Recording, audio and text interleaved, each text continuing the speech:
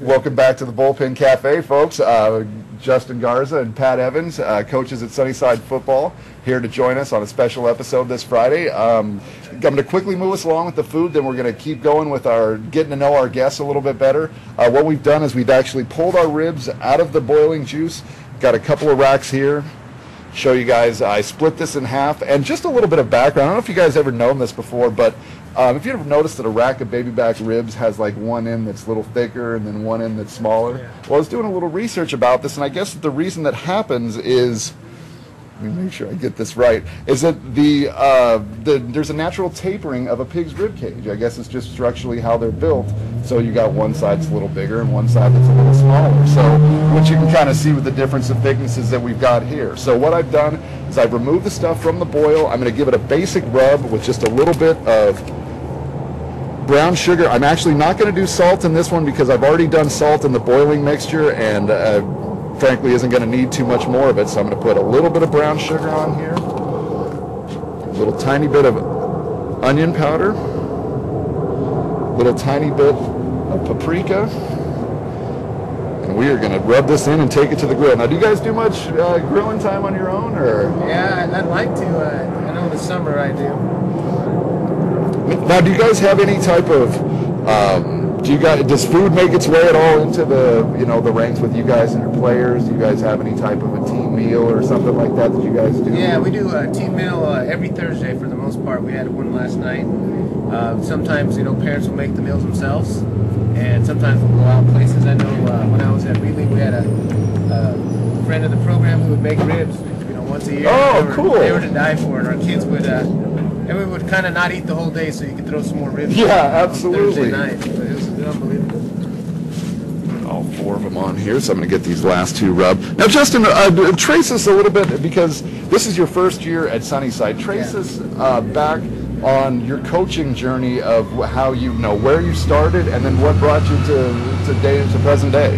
Yeah, well, after high school, I was pre-dental. I was going to be a dentist like my father, and was taking classes, and I got into volunteering my time at a Boys and Girls Club, and I started coaching a flag football team, and I was super excited about it, probably way too excited than I needed to be. And, we ended up being very successful and winning, and I remember driving down the streets of Pinedale with a trophy. And I kind of thought to myself, this isn't good. And, the next year I got into coaching high school football at the JV level with Pat and Wayne Collegian at Memorial. Okay. And, all this going to college. So then I had to make a tough decision to, change, plans and goals. So I got into education and, got a credential and was teaching and coaching about as young as I could. Great. Now, do you, so you teach during the day as well, right? Yeah. What subject? Biology. Okay, great. Because I remember Coach Evans telling me that you specifically had to get a release for those to show up and everything. Yeah. In fact, he could have answered that pig question for you, I think. No, Coach Evans, again, trace us where you started in coaching, and I know you've had a wild journey yourself. So where does that? Well, I think it was around World War II when I first started, but it was a long time ago. I was 19. It was 31 years ago, and started the same way as Justin. Actually, started coaching flag football at St. Therese. My grade school alma mater, and then moved into Pop Warner, then high school by age 23. Okay. Been doing it ever since. Now, with you guys, because I know this is your first year taking over a new program, there's obviously obstacles whenever you're the new guy in charge. What inherent obstacles did you find in taking this program over? What challenges? As well as stuff, I guess, mainly as well as off the field. When you're hired to do a job, you're hired to change a culture. Mm-hmm. And usually, you have a high turnaround. You have different coaches coming in, different people, and you're trying to change the culture of what was there before. And in order to do that, in my opinion, you have to change the value system, because different kids are kids wherever you go, in my experience. Yeah. But their value system is different depending on where you're at. When you have championship programs, they value certain things. When you have losing programs, they value certain things. So, things are always more important than something else. So when I go in the first year, what we're doing besides, implement core values, and discipline being one of them, is just their value system. Finding out what's important to those kids and making certain things important to them, and having them feel good about doing those things. Mm-hmm. Now, I know in talking with Coach Evans along the way, one of the things he's mentioned is academics. Yeah. How do you personally, how did you guys work to motivate your kids to be more focused in the classroom, and knowing that sports doesn't continue without the classroom first? How did you guys tackle that? It's a long process. It doesn't happen in a few months, and it doesn't happen within a year. It happens mainly from the younger kids, freshmen to the seniors. So the kids that I have that are seniors, with the time that I have with them, they're not going to have a whole lot of change. Their habits are their habits, and we work on improving them, which we did over the spring. But you take the kids from the freshman year, and you give them those habits, and you teach them what's important and what's not important, and you give them tools on how to do it. Yeah. And then you find out the kids that need the extra help and that need the extra structure. Some kids, whether you're there or not, they're going to be successful. While other Absolutely. kids, other kids, unless you are holding their hand and telling them exactly what to do and how to do it, they're going to struggle. Mm-hmm. Now, but with any good profession, you always look to people that inspire you as you're getting involved in the craft. I mean, were there any coaches either that directly coached you, or people that you looked at in a broader sense and said, hey, I really...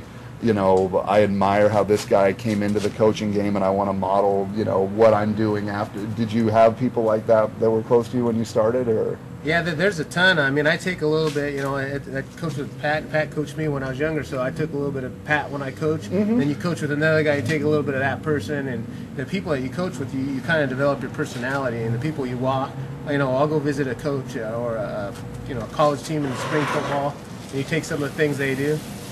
Oh, yeah. It's hard to talk when you got butter in front. Feel like Homer Simpson. Butter.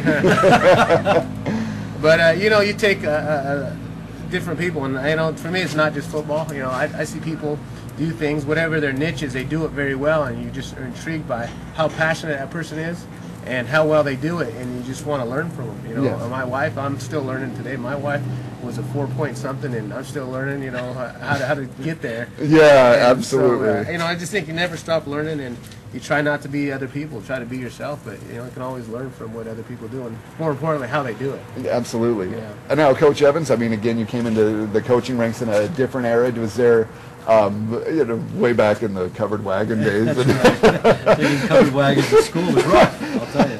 No, I mean, were there people, the coaches that you looked at that time that had a direct influence on how you... Sure, just signature moments. I remember one of my coaches, just when he would take a break, he'd rest on my shoulder pad, and all of a sudden you're like, wow, when you're a kid, I mean, you get that male father figure, Mm-hmm. and so there were coaches that inspired me, but really coming from my family, my dad is a decorated Army officer and pilot, and as were my uncles, and so my role models were those that served in the military, and then my mom being a teacher, and so really it came from, and then studying military history. The people that I really admired were actually historical figures. Oh, okay. Great.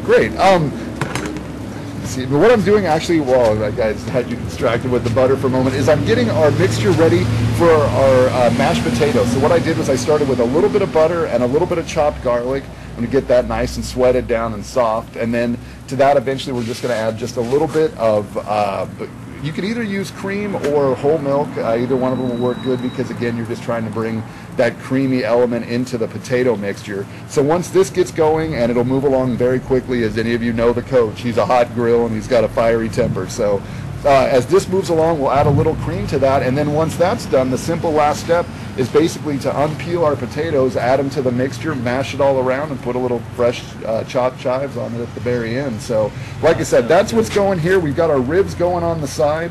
We've got our gas changed out. big thanks to my dad, who's actually sitting off camera over here.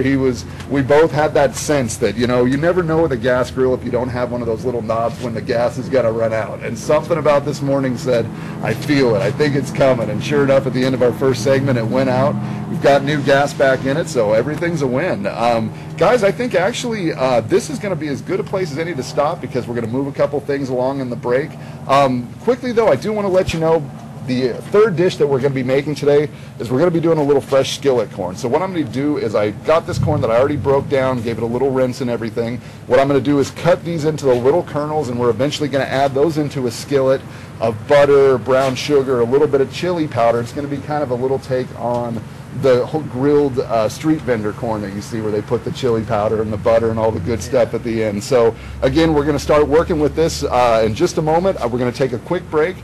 Join us when we come back, and we're going to have more with Coach Garza and Coach Evans. Guys, thanks so much for joining us again. They got a big game tonight against Memorial. It starts at 7:30 p.m., right? Yeah. Over at the San Joaquin Memorial Stomping Ground. So, again, guys, wishing you all the luck, and I hope this meal is going to do all the inspirational juices, all their, get the creative mojo flowing, and pass it on to the team, and it's going to be a 70-0 blowout. I'm feeling it.